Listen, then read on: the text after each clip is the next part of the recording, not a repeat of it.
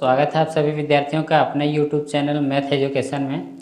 दोस्तों आज के इस वीडियो में हम लोग पढ़ेंगे रियल नंबर का एक्सरसाइज 1.2 जो कि है अभाज्य गुणनखंड।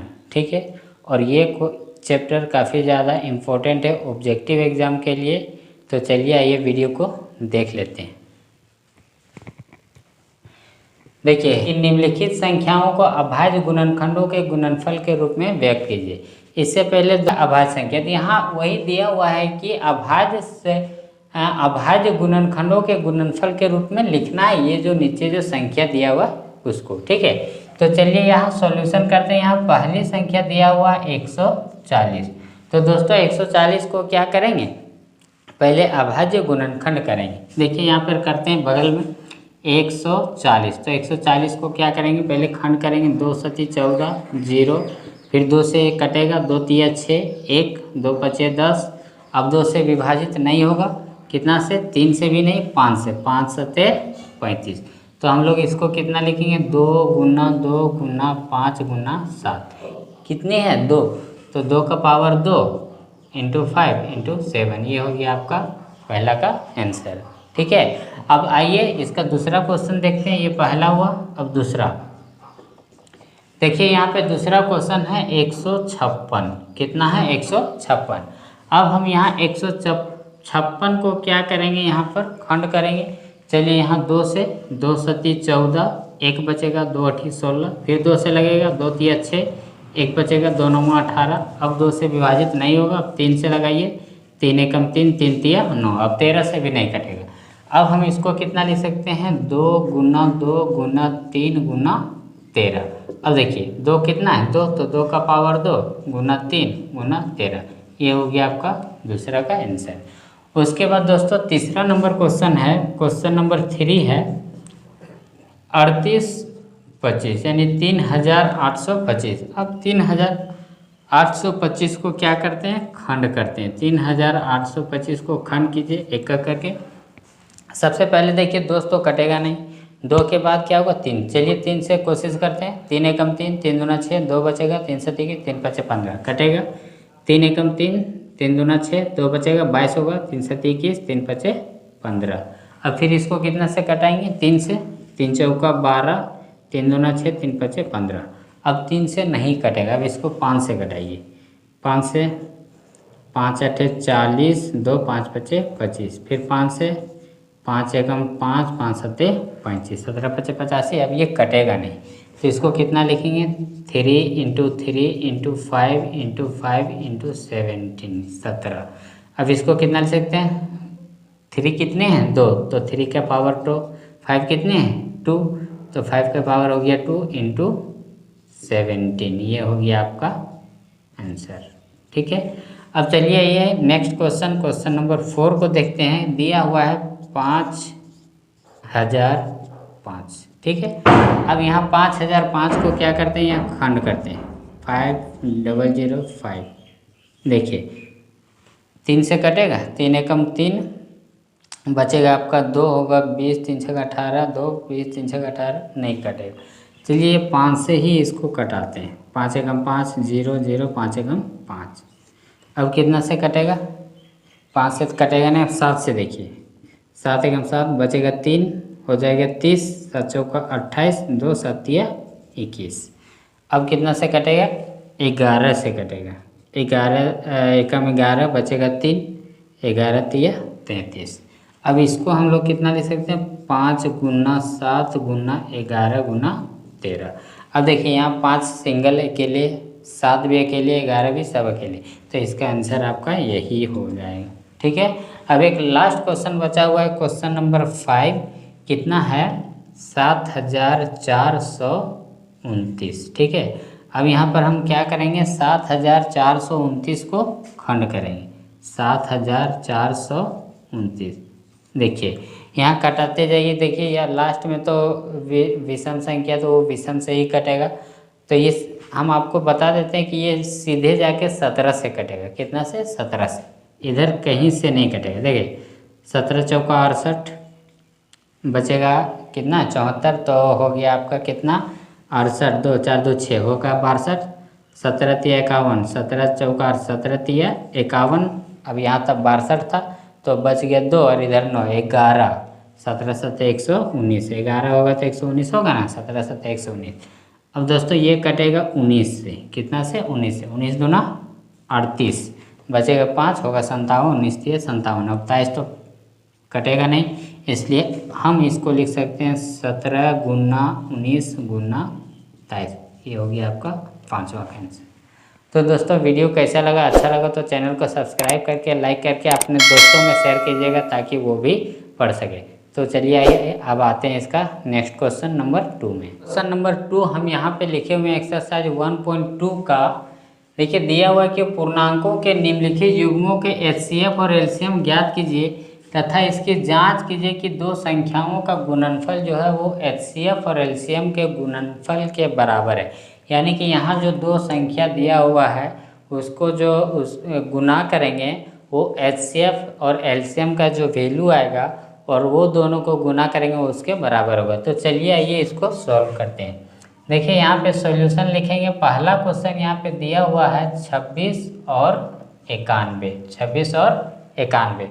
तो दोस्तों यहाँ पे एचसीएफ निकालने के लिए हम लोग क्या करेंगे, सबसे पहले 26 को फैक्टर करेंगे, खंड करेंगे, अभाज्य गुणनखंड करेंगे। देखिए 2 से कटेगा, 2 एकम 2, 2 तिया 6। तो हम लोग करेंगे क्या, यहाँ पे 26 को लिखेंगे 2 गुना 13, ठीक है। उसके बाद 91 को फिर फैक्टर करेंगे, खंड करेंगे, तो ये कटेगा कितना से, 3 से, 3 से नहीं, तो ये कटेगा 7 से, 7 एकम 7, 7 तिया 21। तो यहाँ पर 91 को हम लोग कितना लिख सकते हैं, 7 गुना 13। अब हमको निकालना क्या है, एचसीएफ और एलसीएम। तो एचसीएफ निकालने के लिए एचसीएफ होता है क्या, देखिए दोनों का जो गुणनफल है, ठीक है, उसमें जो दोनों में मिला हुआ है, यानी कि दोनों का जो कॉमन है, कॉमन का मतलब होता है कि दोनों में मिला हुआ रहता है। तो यहाँ पे क्या दोनों में मिला हुआ, 13। देखिए 13 दोनों में है तो आपका एचसीएफ हो जाएगा 13। अब आपको क्या निकालना है, एलसीएम, एलसीएम। तो दोस्तों एलसीएम निकालने के लिए हम लोग क्या करेंगे, ये जो गुणनफल है, ठीक है, ये सभी के गुणनफलों को लिखेंगे। देखिए क्या कौन कौन सी संख्या का गुणनफल है, 2, तो पहले 2 लिखेंगे। उसके बाद इसमें कितना है, 13 लिखेंगे, 13, जी हाँ लिखेंगे। उसके बाद इसमें फिर आ जाएंगे, कितना है 7, तो गुना 7 लिखेंगे। उसके बाद फिर है 13, तो 13 लिखेंगे, नहीं लिखेंगे। क्यों नहीं लिखेंगे, कि क्योंकि दोनों का पावर सेम था और एक 13 तो हम यहाँ पे लिख चुके हैं। हाँ, कब लिखते हैं, मान के चलिए 13 का पावर यहाँ पे स्क्वायर 2 रहता है, ठीक है, तब हम फिर इसको लिखते हैं, इसको नहीं लिखते हैं, यानी कि जिसका पावर ज़्यादा रहेगा उसको लिखेंगे। मान के चलिए यहाँ 13 का स्क्वायर है और यहाँ 13 का पावर है 4, तो फिर हम किसको लिखते हैं, यहाँ 13 को लिखते हैं, ठीक है, समझ गए होंगे।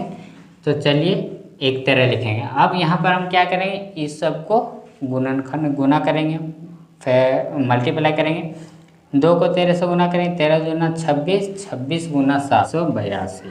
तो आपका आंसर हो गया एलसीएम 182 और एचसीएफ हो गया 13। अब दोस्तों यहाँ पे फिर आगे क्वेश्चन है कि इसकी जांच कीजिए कि दो संख्याओं का गुणनफल एचसीएफ और एलसीएम के गुणनफल के बराबर है। तो चलिए इसका जांच करते हैं, चेक करते हैं। देखिए यहाँ पर क्या दिया हुआ है कि एचसीएफ और एलसीएम का जो वैल्यू आया उसको गुना करने पे दो संख्याओं के गुणनफल के बराबर होना चाहिए। तो देखिए यहाँ पे दिया हुआ है एचसीएफ गुना एलसीएम बराबर दो संख्याओं का गुणनफल, संख्याओं का गुणनफल। देखिए यहाँ एचसीएफ आपका कितना आया 13 और एलसीएम कितना आया 182 और दो संख्या यहाँ पे कितना दिया हुआ है 26 गुना 91।